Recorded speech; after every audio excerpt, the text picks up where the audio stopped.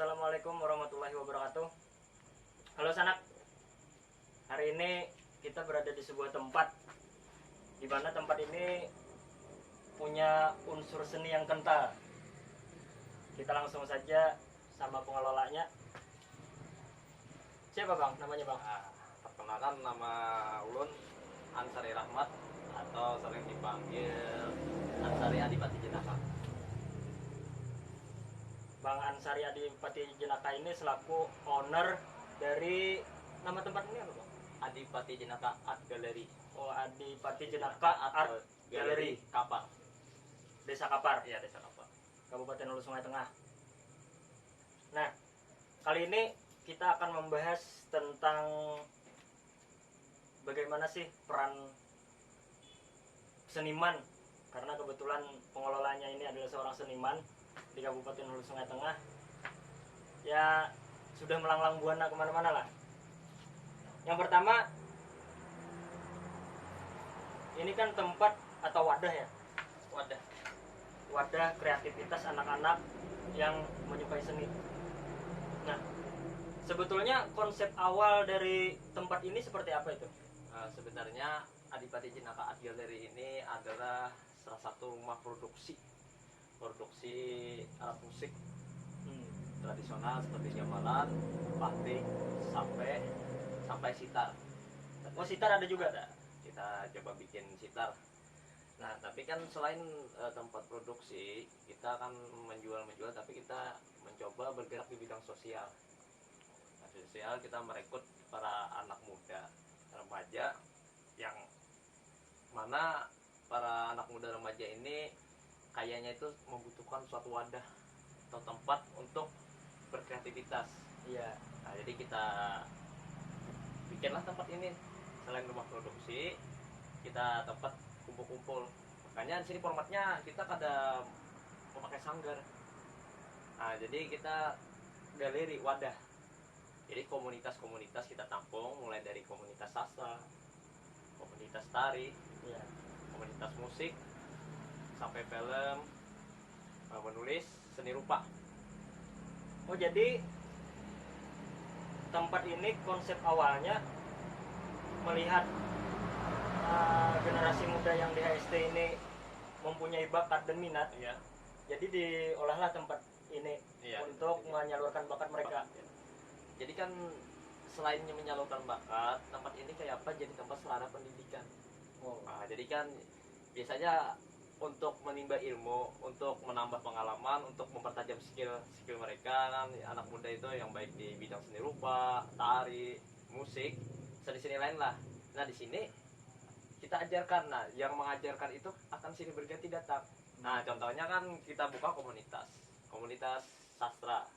Nah, otomatis orang yang ada di komunitas itu yang lebih bisa akan mengajari yang pemula. Oh ya. Nah, jadi kan dia selain hanya sebagai pelaku, tapi akhirnya terbimbing untuk mengajari. Berarti selain di sini rumah produksi atau pembuatan alat musik, Iya. di sini tempat menampung kreativitas anak-anak muda. Ya. Nah, jadi di situ ada lagi kan kita di kelas seni rupa. Di kelas seni rupa tuh kita buka, kebetulan yang mengajar dan membimbingnya kita sendiri. Langsung dari iya.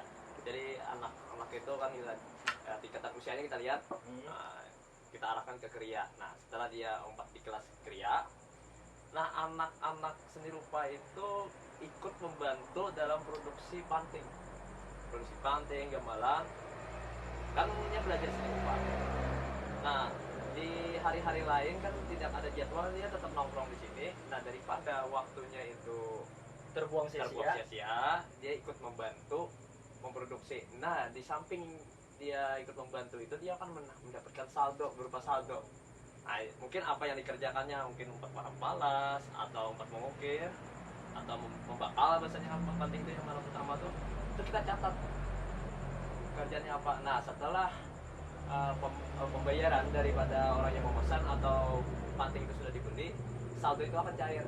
Nah, jadi anak-anak dari seni rupa itu selain dia belajar gratis di sini, dia mendapat penghasilan. Nah, lumayan aja kan kesan belanja atau apa kan pemasukannya lah. Artinya tempat ini untuk mengembangkan kegiatan positif yang ada di anak Iya, muda, anak muda. terutama di seni rupa Seni rupa, atau pembuatan alat musik. alat musik. Nah, Iya. itu kan mereka membuat, Hmm. berarti mereka dapat fee dari hasil buatan Hasil. mereka. Oh, artinya mengajari anak-anak muda itu mandiri. Mandiri. Jadi kan kayak kadang dapat pesanan bikin trofi. Kalau ada lomba-lomba, ada plakat-plakat pesanan. Jadi anak-anak seni rupa itu yang kriya itu ikut memotong apa itu ada bagian-bagiannya. Ada Bidang-bidangnya bidang-bidangnya tersendiri. ya. Saldonya pun akan terisi. Kita Ya. pakai saldo. Artinya kan selain berkegiatan, mereka juga bisa menghasilkan uang dari hasil jerih payah sendiri.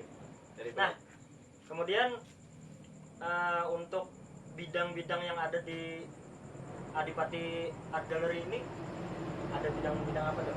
ada seni rupa, Seni tari, rupa, tari, ya, sastra, sastra, teater, oh teater ada juga. teater ada. Habis itu ada musik, Musik, ensemble biola, musik tradisional lainnya, yang kan modern ada. Habis itu ada film, oh perfilman ada juga. sudah mulai komunitasnya kan ya itu kayak apa tempat ini kan kumpul-kumpul komunitas. Ya. Nah itu biasanya tempat ini juga ajang diskusi, pertukaran konsep, ide-ide apa kan. Jadi kan sebenarnya seniman itu sangat membutuhkan diskusi untuk asupan nutrisi. Ya, Jadi formatnya kalau misalnya kita mempunyai duit 100.000 dan situ 100.000 tapi dengan jumlah 50-an dua. ya, Nah, kalau kita bertukar nilainya tetap sama. ya. Nah, 100.000. Nah, tapi kalau ide kita bertukar itu nilainya akan jadi 2 kali lipat. Oh. Berarti di sini selain wadah untuk berkreativitas, kemudian wadah untuk mengesampingkan gadget ya, Iya, dengan cara kita berdiskusi. iya, diskusi. Jadi kan dari diskusi itu kita akan menambah wawasan, menambah referensi lah. Nah, kita akan mencetak SDM lah anak muda yang unggul, aktif, kreatif dan inovatif. Oh, mantap mantap. Jadi sebelum kita membahas yang lebih lanjut, boleh dijelaskan apa aja tempat-tempat ini, ada apa aja di satu wadah ini? Satu wadah ini yang di belakang ini kan ada panggung terbuka. Oh, panggung terbuka di Ya, belakang. terbuka yaitu untuk biasanya untuk baca puisi atau apa main musik sebagainya lah untuk perform art. Ya, Tuh.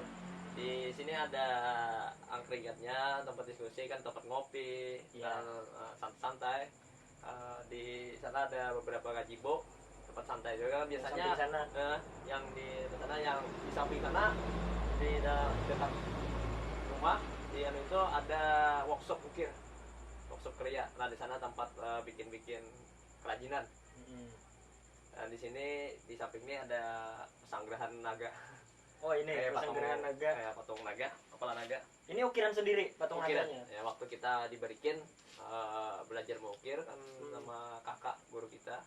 Nah, untuk menyatakan lulus seni rupa seni murninya, terapan seni murni, menyelesaikan patung kepala naga.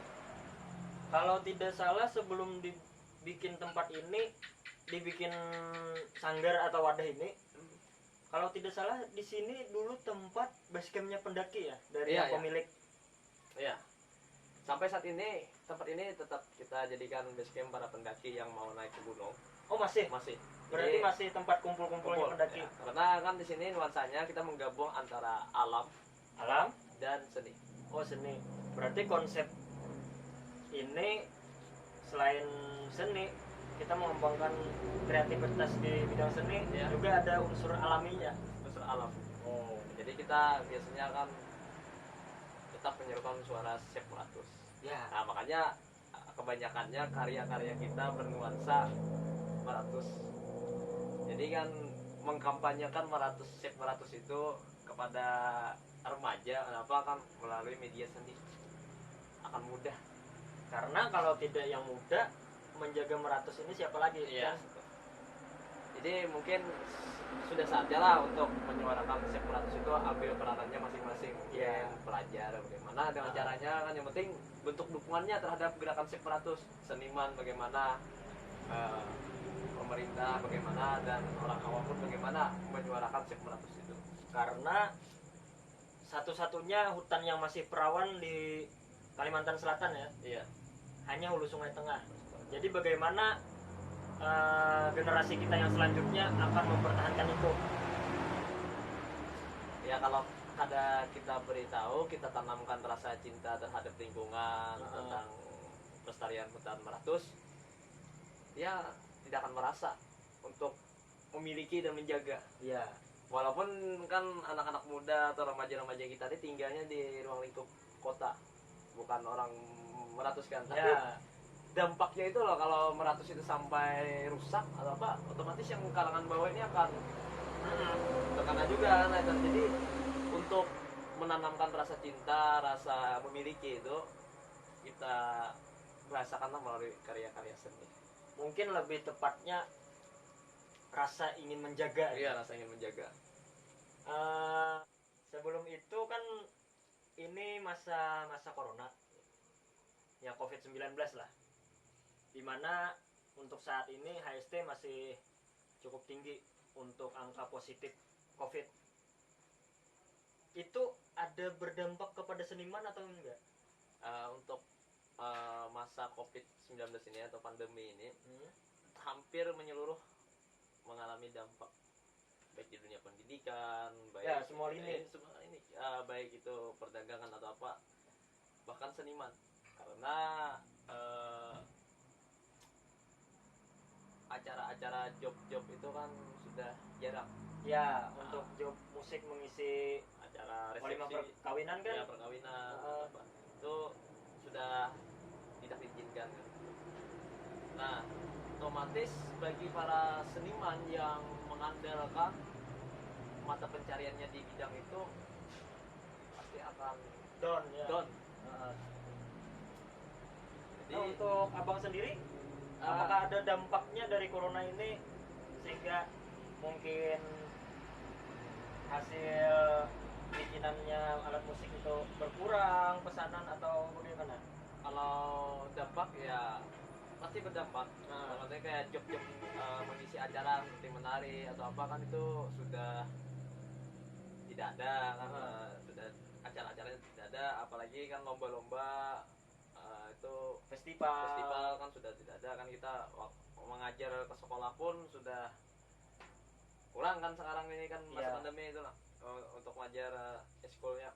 Nah, otomatis itu berpengaruh, sedangkan untuk produksi ya ada pengaruh juga kan itu lah. Tapi yang mau kayak apa kan, situasi itu tidak bisa kita hindari. Nah, kita kada bisa memprediksi juga kan datangnya kapan atau apa, perginya kapan kan apa itu.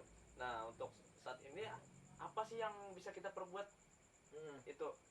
Nah, di saat desakan atau tekanan-tekanan seperti itulah yang akhirnya akan menimbulkan ide-ide kreatif. Karena kita mencoba untuk bertahan, untuk berlangsungkan. Sebenarnya kalau kita mengharap kepada pemerintah, kita akan melalui beberapa fase. Atau berharap bantuan atau apa itu ada tahapan-tahapannya. Nah, kalau apa kita akan menunggu itu? Nah, sebelum kita menunggu itu, apa sih yang bisa kita perbuat? Itu yang kita lakukan. Nah, akhirnya kan sekarang kita tetap berkreativitas walau melalui online. Media sosial atau apa. Kita memanfaatkan media sosial. Di situ untuk produksi kan, misalnya produksi alat musik mulai berkurang, kita geser alat apa yang masih bisa dibuat dan bisa dipasarkan dalam situasi ini. Nah, artinya kita akhirnya bergeser ke pot. Nah, yang membuat pot-pot kan, pot bunga yang berbahan limbah. Pot dari bahan limbah. Ban. Atau kita membuat semacam rak-rakan untuk interior rak rumah, buku, rak sepatu. Karena kan alat daripada membuat alat musik itu pekakasnya kan dari kayu, seperti gulinda, mesin katam, dan alat potong lainnya. Nah, itu tinggal kita geser aja cara penerapan penggunaannya kan untuk membuat. Nah, disitulah akhirnya ide itu keluar. Berarti dalam masa seperti ini masih ada antisipasi lain? Masih ada untuk menghasilkan produksi. Ya, produksi itu tadi. Berarti yang kita duduk sekarang ini bikinan sendiri nih? Ya, nih. Oh, masa corona ini kan semua terhalang. Kami pendaki juga pendakian ditutup, tidak bisa berkegiatan alam. Ada saran untuk teman-teman yang ingin tetap berproduksi meski itu dalam keadaan corona, atau ada saran seperti misalnya saya masih ingin membaca puisi untuk khususnya untuk kawan-kawan di wilayah hulu sungai nih. Ya sarannya untuk teman-teman seniman maupun mendaki, ya untuk seniman lah, masih bisa apa yang kita lakukan itu di saat situasi ini. Ya mungkin kita hanya perlu berpikir apa yang bisa kita perbuat, jangan terlalu larut dalam keterpurukan. Nah, misalnya kita antisipasi, kita masih bisa berkarya menggunakan media sosial, kita masih bisa melakukan sesuatu walau itu di dalam rumah atau di tempat-tempat yang tidak orang banyak kan. Ya. Nah untuk para pendaki misalnya, kita untuk mencintai alam, sementara daerah gunung ditutup, itu kan kita bisa berkegiatan sosial, menjaga lingkungan di sekitar. Ya betul. Nah, Misalnya kan para penggiat alam ini bisa saja mengadakan acara atau mengadakan kegiatan bersih sampah. ya sampah, bersih sungai. Nah, bersih gitu. sungai. Nah itu kan bagian daripada alam. Nah, kita untuk melakukan itu tidak harus di gunung, tapi di sekitar kita. Ya. Hal apa sih yang bisa kita lakukan? Ya, Nah itu lakukanlah. artinya kalau membersihkan sampah atau membersihkan sungai itu sebagian dari kita mencintai lingkungan, mencintai alam kan. mencintai alam. Uh, Masih ada jalan lain lah untuk kita melakukan hobi, aktivitas kita, rutinitas kita, masih ada cara lain. ya. Oke. Mungkin yang kita bahas cuman sedikit karena waktu sudah malam dan ini posisi tempatnya ini ada di pinggir jalan, makanya agak bising sedikit. Untuk kawan-kawan yang baik itu sastra, teater, tari, berarti di sini siap menampung. Siap. Selalu Kita siap menampung ya. selalu siap menampung, dan untuk wadah kawan-kawan yang lainnya atau berkreativitas, terserah itu komunitas apapun, selagi hal itu positif, Kan kita tampung kan. kita tampung, kami fasilitasi di Iya. tempat ini. Yang penting hal itu positif, hal itu untuk kemajuan benua, kita akan welcome. Nah, Oke teman-teman, bagi yang jauh kalau ingin berkunjung ke sini, alamatnya di Jalan Lingkar, Jalan Lingkar, Desa Kapar, Desa Kapar. Kabupaten Hulu Sungai Tengah. Jangan malu untuk belajar dan jangan ragu untuk berbagi kepada orang lain. Cukup sekian. Assalamualaikum warahmatullahi wabarakatuh.